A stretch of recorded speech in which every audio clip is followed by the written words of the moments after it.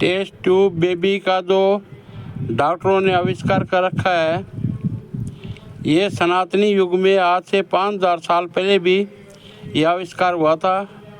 तो ये वीडियो मैं आपको दिखाना चाहता हूँ, तो आपको अच्छा लगेगा। और मेरे वीडियो को लाइक, शेयर, कमेंट और सब्सक्राइब जरूर से करना। जय हिंद, जय भारत, वंदे मातरम। आज medical science test tube baby और क्लोनिंग पर अपनी पीठ थपथपाता है, लेकिन ठहरिए, क्या आपको पता है कि महाभारत के एक पन्ने पर आज से 5000 साल पहले ही बायोजेनेटिक्स का सबसे बड़ा राज लिख दिया गया था। कौरवों का जन्म किसी माँ की कोख से सामान्य तरीके से नहीं हुआ था। कहानी शुरू होती है महाभारत के आदि पर्व से। गांधारी को महर्षि व्यास का वरदान था 100 पुत्रों का, लेकिन गर्भधारण किए हुए 2 साल बीत गए और बच्चा पैदा नहीं हुआ। हताशा और गुस्से में आकर गांधारी ने अपने ही गर्भ पर प्रहार कर दिया, और जो बाहर आया वो कोई बच्चा नहीं था, वो था लोहे जैसा सख्त मांस का एक बेजान लोथड़ा। गांधारी डर गई, उसे लगा वरदान झूठा था। वो उस मांस के टुकड़े को फेंकवाने ही जा रही थी कि तभी वहां एंट्री होती है उस समय के सबसे बड़े वैज्ञानिक महर्षि वेद व्यास की। व्यास जी ने चिल्लाकर कहा, रुको। उन्होंने उस मांस के टुकड़े को फेंका नहीं, उन्होंने ठंडे पानी से उसे धोया और फिर उस एक मांस के पिंड के 101 सूक्ष्म टुकड़े किए। लेकिन अब सवाल था, इन्हें जीवन कैसे मिले? यहाँ व्यास जी ने आर्टिफिशियल वूम्ब यानी कृत्रिम गर्भ की तकनीक का इस्तेमाल किया। उन्होंने 101 मिट्टी के घड़े मंगवाए, उनमें विशेष जड़ी बूटियां और घी भरा गया, जो ठीक वही काम करता है जो आज की लैब में न्यूट्रिएंट सॉल्यूशन करता है। उन मांस के टुकड़ों को उन घड़ों में रखकर सील कर दिया गया और एक नियंत्रित तापमान पर रखा गया। यह दुनिया की पहली इंक्यूबेशन लैब थी। समय पूरा होने पर उन घड़ों से एक एक करके 100 पुत्र और एक पुत्री दुशला का जन्म हुआ, जिसे आज दुनिया कौरव कहती है। तो सोचिए, जिसे हम आज मॉडर्न साइंस कहते हैं, वो हमारे ऋषियों ने हजारों साल पहले ही खोज लिया था। अगर सनातन का यह विज्ञान आपको हैरान कर गया तो कमेंट में लिखें जय श्री कृष्णा और चैनल को सब्सक्राइब करें।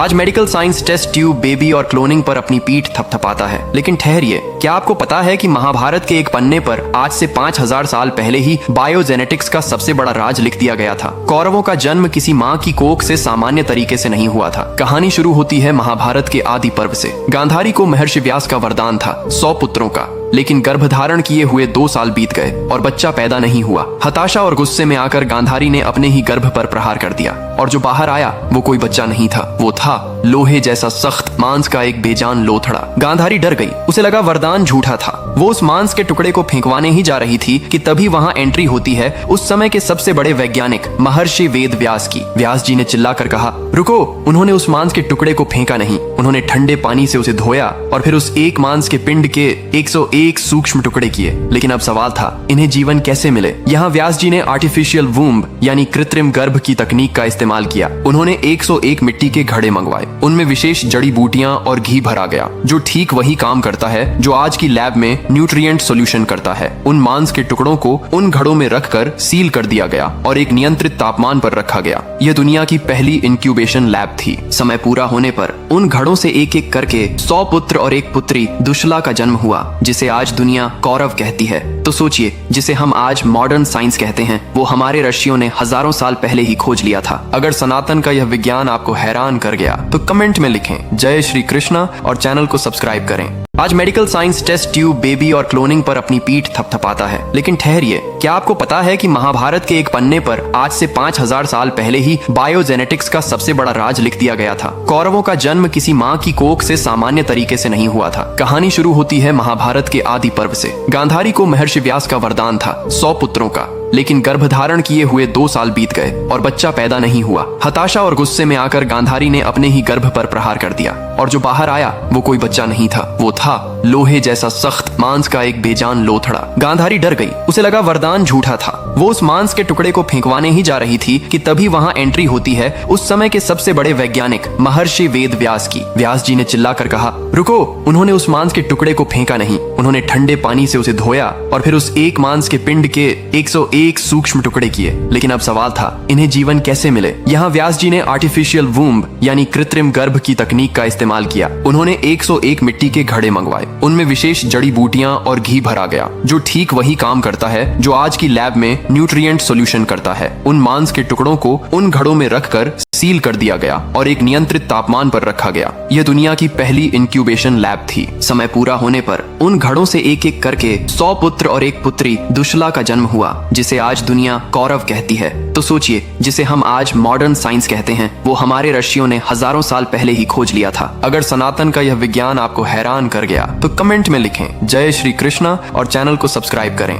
आज medical science test tube, baby और क्लोनिंग पर अपनी पीठ थपथपाता है, लेकिन ठहरिए, क्या आपको पता है कि महाभारत के एक पन्ने पर आज से 5000 साल पहले ही बायोजेनेटिक्स का सबसे बड़ा राज लिख दिया गया था। कौरवों का जन्म किसी माँ की कोख से सामान्य तरीके से नहीं हुआ था। कहानी शुरू होती है महाभारत के आदि पर्व से। गांधारी को महर्षि व्यास का वरदान था 100 पुत्रों का, लेकिन गर्भधारण किए हुए 2 साल बीत गए और बच्चा पैदा नहीं हुआ। हताशा और गुस्से में आकर गांधारी ने अपने ही गर्भ पर प्रहार कर दिया और जो बाहर आया वो कोई बच्चा नहीं था, वो था लोहे जैसा सख्त मांस का एक बेजान लोथड़ा। गांधारी डर गई, उसे लगा वरदान झूठा था। वो उस मांस के टुकड़े को फेंकवाने ही जा रही थी कि तभी वहां एंट्री होती है उस समय के सबसे बड़े वैज्ञानिक महर्षि वेद व्यास की। व्यास जी ने चिल्लाकर कहा, रुको। उन्होंने उस मांस के टुकड़े को फेंका नहीं, उन्होंने ठंडे पानी से उसे धोया और फिर उस एक मांस के पिंड के 101 सूक्ष्म टुकड़े किए। लेकिन अब सवाल था, इन्हें जीवन कैसे मिले? यहाँ व्यास जी ने आर्टिफिशियल वूम्ब यानी कृत्रिम गर्भ की तकनीक का इस्तेमाल किया। उन्होंने 101 मिट्टी के घड़े मंगवाए, उनमें विशेष जड़ी बूटियां और घी भरा गया, जो ठीक वही काम करता है जो आज की लैब में न्यूट्रिएंट सॉल्यूशन करता है। उन मांस के टुकड़ों को उन घड़ों में रखकर सील कर दिया गया